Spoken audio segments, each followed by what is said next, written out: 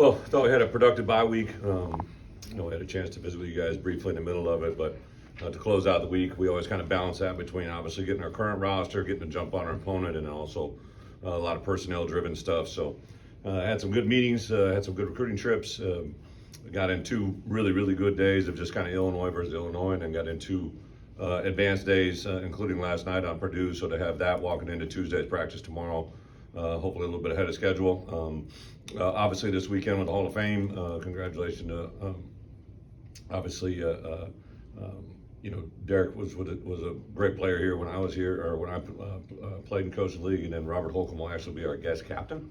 So we're really excited to be around him. He's actually a high school coach in Arizona now, so it's kind of been fun to reconnect with him. I know he's excited to get here and be a part of it as well. So I thought our guys, came in, flew around on Sunday night. We went out on the lights here for about an hour, and really, the part that you always look at during the bye week is trying to get you guys healthy, but also trying to get you guys fresh. We played five games. It took basically all those games. If you even look at Eastern Illinois, we kept the starters in all the way through the first three quarters, and Central Michigan was really a 4-quarter game. So then obviously the three ranked opponents were tough battles all the way from start to finish. So to play 5 games to get out of it pretty healthy, I think is a good sign. And then obviously to get some opportunity to get their legs back last week. We'll see exactly where we are going into this week, but I thought our guys accomplished that. Tank said the guys were great in the weight room, and we'll just kind of play this week out as it goes. Looks like it's going to be a beautiful day on Saturday, 2:30.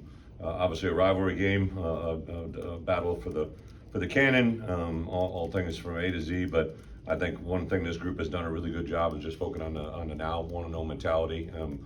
Throughout the course of the first 5 weeks has got us to where we are today, and I don't think anything will change. So excited about the opportunity to play Purdue this week. With that, open up questions. Brett, Aaron said we don't have it yet, the cannon.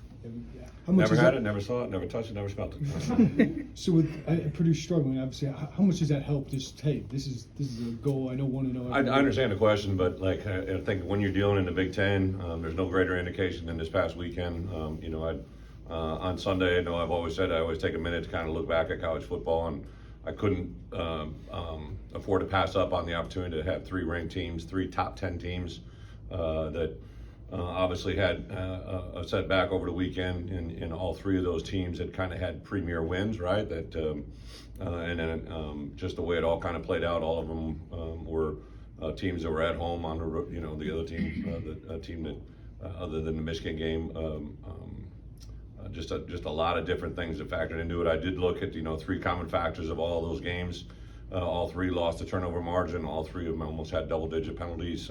Obviously, we can't see what other teams do for penalties, mental errors, and MAs and MEs. But I just wanted to make those guys understand those 3 games and how they played out. And I made this point to our guys. Listen, if I can everybody always asks me, 40-year coach, what's the definition of a successful season, right? And I think unequivocally as a head coach, even when I was a coordinator, even when I was a head coach, what you want to do is get through a season without regrets, right? Without a moment of where I wish I would have done this or I wish I would have done that. And all my years of doing it, I haven't been able to do that yet. But I would say through 5 games, there's obviously some things that in every one of those 5 games, you would always go back and correct or do this a little bit better or do that a little different. But I have loved their approach. I love their demeanor. I love their attitude. I love their fight. I love all of the things that, in my opinion, are the things that go into being successful on game day. And, we're a 4-1 team that's trying to go 1-0 this week. But I think there's some teams that, as you go back and look at it, they probably regret what they maybe had done that day or the way that they had played or the way they approached the game. And right now I don't have that regret in any of our phases overall. What are you seeing from Purdue, Brett, through their first 5, and obviously they had a coordinator change as well? Well, obviously they started off very positive. I think the Oregon State game, they were very productive offensively as well, scored a lot of points and did a lot of things. Obviously the Notre Dame game is, kind of treat that as kind of its own little unique entity. I think everybody's been a part of those moments when games get away from them as it plays out. So obviously a lot of respect for Ryan and his staff. Know a lot of those guys on a personal level. So I think I know what this game is going to mean to them and to their players. And I think you could take in when you go into Big Ten play, not just because we're playing for a Cannon Trophy or a rivalry or 2 games that we're guaranteed to play every year. I think this is a Big Ten versus a Big Ten, and you got to come to play every weekend and prepare that way, and hopefully the best team wins on Saturday.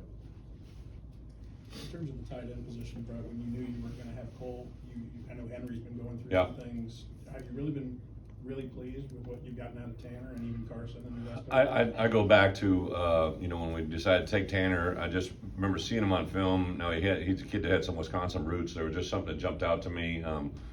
Knew some common coaches that had crossed paths with him and just talked about who he was, demeanor wise, attitude. He came on his visit and I'm like, okay, this kind of fits our DNA. And then just what he did since he's been here, just the evolution of his body, his strength, speed, development. I thought even last year, it was really evident that, Tip was our best, tight end, not only in line, but also kind of all the things we did, but really wanted to, if I could have one thing over, I wish that, we probably had a better complement to Tip last year just because we played so much 11 personnel, it didn't allow us to get in other personnel groupings. Tanner wasn't quite there yet, but last spring you began to see it. I remember Ben Miller coming up to me halfway through and he goes, hey, we were spot on with that evaluation. I think he's just a guy that's going to do a lot of really good things for us. So, yeah, Tanner's been extremely impressive. I think Goda has been a guy that, just continues to show up, a little bit limited with a hamstring, but even during fall camp and where he's at today, Henry Boyer getting him back full strength. He had a really big week last week. He's a big body that can run and does some really good things. So I've been stressing and pressing him really the last 3 weeks to make a step forward. So I like that room overall, and there's a couple other guys that have added in that room as well. We hear you talk about good teams, the 3 things: stop the run. What do you feel like you guys are What's at? the third? Cover kicks. There you go. I looked a little bit. What do you feel like you guys are at with those first 2 things through 5 games? Yeah, big point of emphasis, right? When you're establishing the run game, first off, I think you got to have your identity, right? Like, what do you want to do? How do you want to do it? What personnel groupings? But I know going into the Penn State game, coming out of it, from a pure running back standpoint, I think Caden Fagan, Aiden Lawfrey, Josh McCray, and then throw in the X factor of Khalil. Like, those 4 guys are very talented players, right? And what we got to do is put them in a position to let their skills show up, right? And offensively, I think one of the things that has been not a challenge, but one of the things that we've struggled with through the first 5 games is being consistent in the throw game and the run game, and that was a main task that I went very to go back and look and with Barton, with that and Step and Dish, and just kind of figure out how we can kind of put this thing all together, be more consistent in our approach. And then from a run defense, I knew Penn State was they had those 2 good running backs, they had the skill set of their offensive coordinator. Talked about we need to play good run defense, and obviously we did at times, but not near as good enough to be successful. I think the key thing for them was running. They're running for 240, and we're running for the numbers that we did. Obviously the sack yardage came into play a little bit, but obviously the discrepancy in able to run the football is a big part of that game. That Penn State game aside, defense obviously improved quite a bit over the first 5 games. Can you point to 2 or 3 things where you think has helped turn that around this year defensively? Well, I think first off, not to overstate the obvious, but Aaron is a second-year coordinator. I think I made, even though statistically my first year to my second year wasn't as good statistically, I think I learned some things in that second year better than my first year. So just to learn, every coordinator I've been associated with, they've always been better in year 2 than year 1. Like, there's just this process that you have to go through that is very unique to that moment. So I think Aaron's maturity there, but also his support staff, I think without a doubt on defense, between Clint, Archie, and Corey, those 3 guys have brought a lot to the table that have helped Aaron grow. And just the chemistry in that room, Terrence Jamison and Aaron have been together a long time, known each other as players. So it all starts in the chemistry of that environment. I would tell you that I think, we're playing a game where we're seeing a guy that, the success of what he had here really parlayed into the opportunity that he got at Purdue. And I think when I go back and think about all those things, all he talked about was the chemistry in that environment, defensive staff room, that made that moment come through. So, listen, there's a lot that goes into players and schemes, but if you're not together in that coaching staff with the way you respectively approach offense, defense, and special teams, you're not going to have success on the field. So I think that's the biggest one. The second one, I think, we lost some really good players, but the development and the emergence of our outside linebacker play, I think Alex Bray and Dennis Briggs inside have been very, very big part. They're most productive players. And in the development of T-Rod Edwards, I think inside really has helped us, but by far the biggest change has probably come on the back end of the play of Miles Scott, Xavier Scott, Torrey Cox, Caleb Patterson. T. Brooks has come around the last couple of weeks, so I think the development of the back end guys has been really probably the single biggest factor, other than just getting a cohesive unit of the coaching staff. What did you like about this past week, what was accomplished with the 2s, 3s, look team getting the reps, whether it pays off this week, this year, a year from now? Well, I made a point on Wednesday and Thursday, when we had a lot of reps, it was 2s, 2s, 3s, 3s. The Devo guys were kind of in the 3s, but I've just been a part of this long enough. I was sitting there looking right at Art Sikowski, right? Like I just said, I challenged him on both days. There's a player right now on this field that just got the majority of the reps today that will have a factor in us winning a game this season, right? And I don't know who it's going to be. I don't know how it's going to come about. It could be on the second play of the first quarter. It could be on the second play of the second half. It could be on the second to last play of the game. At some point, somebody in this group is going to have to step forward for us to get a win in Big Ten play. And that's what I love about this environment is we have, a 4-game stretch of Big Ten opponents in front of us. Nothing more important than Purdue. For us to have success on Saturday is going to be about how we prepare our 1s, our 2s, and really those fringe guys that help us in a variety of different ways. Coach, when you see a guy from your coaching tree, like Coach Walters, and the team's struggling, how does that make you feel, and what would be your advice to kind of help? You know what? I appreciate the question, but I really don't. When you're in season, right? I've had 7 or 8 guys become head coaches, right? Like I love them, care about them, respect them, but so entrenched. Even like last week, like it's just everybody thinks bye week, but it's for myself, I was in town literally 2 nights during the 6-day stretch. Like you're just so immersed in what you're doing. We're playing Purdue, and that kind of brings it up, but it really is a non-factor. This is probably a little off the radar, but like we've seen like players, other schools, redshirt and kind of opt to redshirt, I guess. Yeah. I'm just curious if you have any thoughts on that and how, if at all, you would consider maybe how you would handle this. Yeah, well, you guys obviously interviewed me last week, and I brought it up for a reason, right? The whole element of having 5 years of eligibility, I think, would eradicate kind of that problem. But there are troubleshoot problems around that too, right? If you include a 5th year and what that means, but I would say it popped up in our building more than it's ever happened in my 16 years as head coach, and not even a question. So some of those haven't come to light yet, but I definitely had the conversations. I think just the world that we're living in now, the social media awareness. The other X factor is this whole COVID thing, right? Like, so you got guys that had extended high school careers because of COVID, right? And they got we have guys that are in extended college careers because of COVID. So until this kind of window cleans up, I think it kind of gets glorified a little bit more. But yeah, I think there's, I always go back to, like, even when I first came here, right? Like, we all know how you do, science experiments when you're young, right? Like, you control one factor, right? Like, whether it's heat, whether it's freezing, whether it's a chemical, like when the science experiments come together, you got one variable, you know what's going on. When you add 2 or 3, right, you never know how the results are going to play out. And in college football right now, the portal, the NIL, the changing world of NIL to revenue share, the addition of a 105-man roster and maybe more scholarships or maybe not, 4 years of eligibility versus 5, it's just a bunch of variations and factors that are very hard to navigate as a head coach, but it's also what makes our job great. Right, you mentioned T. Brooks. Just what has led him, in your mind, to continually, week by week, become more and more of a factor? Well, it's probably a good question for Terrence, but you guys probably haven't been able to do Terrence, right? I just think a guy that has come in, there's always going to be an adjustment factor to how we do things. We really don't vary on how we approach things. I do think we put a lot of, in my opinion, a lot of thought into how we handle every player. Every player is a little bit different. They come in with a different resource, a different background.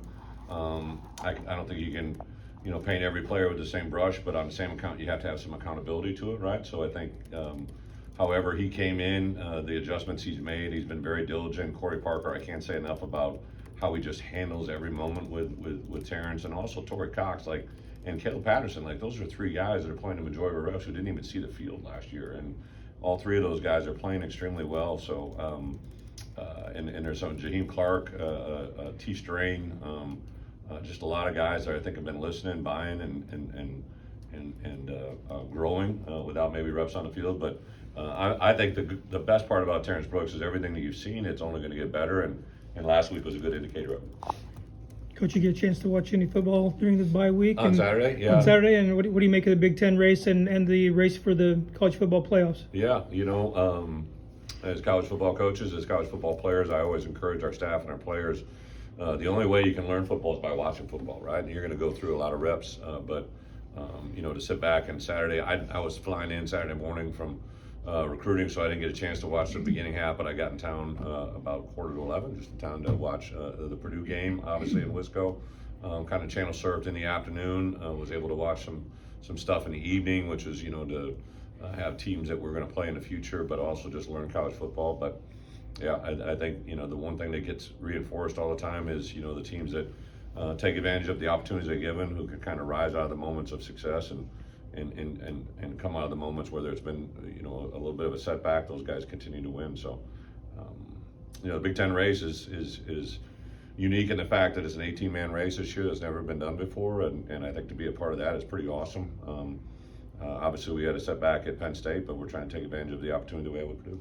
Brett, does the self-scout allow for you guys to scout your personnel and say, hey, there is more competition here? How does that kind of play out? Well, I think two things, Jeremy. First, what have we done well, and then identifying what we didn't do well, but why did that happen, right? Like I always, well, we did this, we had these many carries, and we got this many yardage, right? Okay, that's great. That's a math equation, right? Now tell me why it didn't work, right? Or why it did work.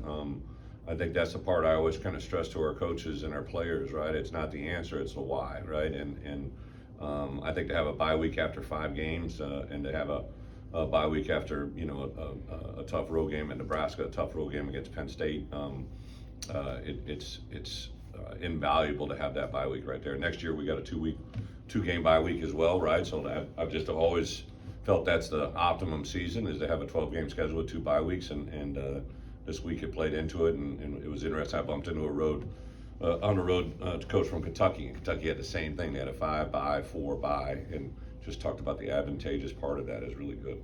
Just a quick follow-up on the 5 years of eligibility. Is that excluding medical redshirts?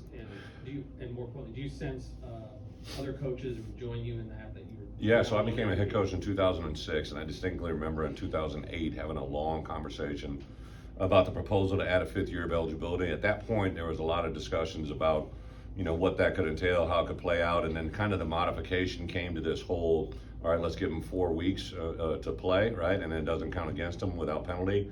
And then after the first or second year of doing that, I remember Dabo Swinney specifically saying, can we get this to go to postseason play, because they actually need it most, right? Dabo was on several years in a row as a college football playoff coach, and I just thought it was incredibly insightful, right? Because here's a guy that that I'd witnessed. It was when I was out of college football, but they needed more players at the end of the year, just because that's when you get the most depleted by injury, and so the NCAA listened at that point and granted postseason play to be added into it. So now it's 4 regular season games and unlimited in the postseason. So it seems like we're trending to that direction. So if you were able to make postseason play, let's say you get in a Big Ten championship game or a championship game of your conference, that's 5.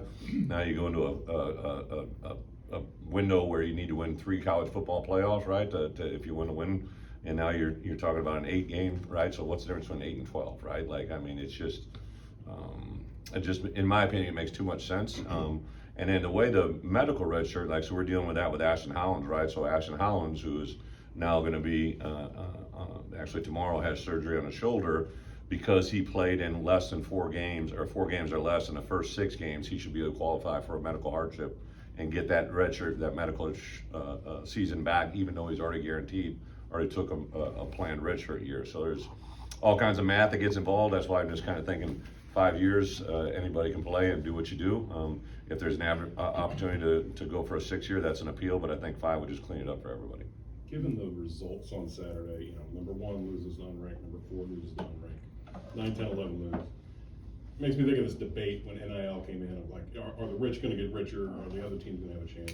Yeah. You think there's a read on that can be made from like the results of college football right now? Well, just because it's on the forefront of my mind a lot, right? Like, I give Josh a lot of credit, and our people, we've made a jump there, you know, but what I foresee hopefully changing is, you know, like I think the lowest in our conference is at 2 million, the highest at 21 million. That's not good math, right? Like that just doesn't add up to things being equal. So I don't know exactly how the answer's got to come, except for I hope that we're always kind of in the top third, right? Because then we can kind of put ourselves in a position to be competitive. You know, for me as a head coach, I've always kind of taken this value is like I know every day when I wake up, I got 24 hours just like the other guy, right? And how I use my time and how I evaluate and allocate our resources, as long as they're fair, like don't just tell me the rules and let me play, right? But when you get into these scenarios where things can be a little bit out of balance, right? Then you know those bring questions that sometimes they aren't just real clear-cut answers. And I appreciate the question, but also, you know, I'm not saying you want to have the highest number either, right? Because then you're dealing with situations and variables that probably come up on your radar. That it sounds silly, right? But when kids have an unlimited income, or they have an unrestricted ability to spend money, simple things like where they live, parking tickets, cars, the ability to travel during a bye week, right? Do all kinds of things that have never been up on anybody's radar are now present, right? Like I started getting all these things about this guy's got a dog, right? And this guy's got an apartment that doesn't allow dogs. Well, he's got to have a dog sitter while we're out of town, right? Like I'm like, Jesus, right? Like just when you have new situations, new issues pop up, and it's a never-ending kind of chasing the tail, or however you want to say it, right? Like it's fun. It's exciting. I love the maturity of our locker room. One of the things that I really think is advantageous that our coaches talk about all the time is the group of guys that we have. You know, I'm not saying they're all, you know, roasting marshmallows that night every together and singing Kumbaya, but I think our guys think right, act right, walk right. The GPAs that we've had, the lack of social issues off the field, right, like give us an understanding of what kind of character we have in the locker room. I think that's a lot of fun. I've been a part of games like the Floyd or winning back the Axe. Like, just what is it like as a player in these trophy games, and does that kind of change as a coach? See, Florida Rosedale is a pig, right? Is that? Yeah, it was Iowa. Yep. And yeah, the Axe. That's probably winning the Axe, Minnesota, Wisconsin, right? So how old I'm getting, I can't remember them all, right? But like, I think as a player, they do mean, you know, a certain amount of value when you have them. We've got an empty trophy case, right? That's the message to our guys, right? We're guaranteed 2 games every year, Minnesota, Northwestern and Purdue. Both of them are trophy games. Those didn't come by chance, right? So I think it's part of our conference. It's part of our history that I think is really cool.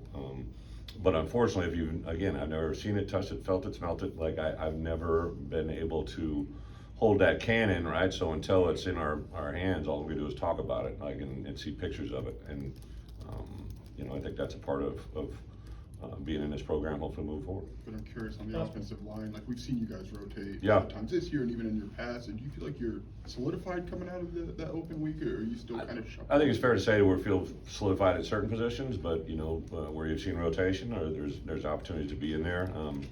I love the fact that I think our guys are their own hardest critics, right? So I think that they not only ask to be better, but they also expect each other to be better. So there's a lot of peer pressure. I think peer pressure works both ways, right? Like there's a certain amount of things we like to apply peer pressure to our kids and make them understand the standard that needs to be set. But the best peer pressure comes from within the locker room, right? If I, as a head coach, don't have to worry about the way people are motivated to play well, like that's a huge step in the right direction. So I think our guys in particular, you know, especially I show them quotes from James, right? Like I'm not gonna shy away from what was said about us post-game locker room, right? So to bring that to players' attention, I think is a very positive thing.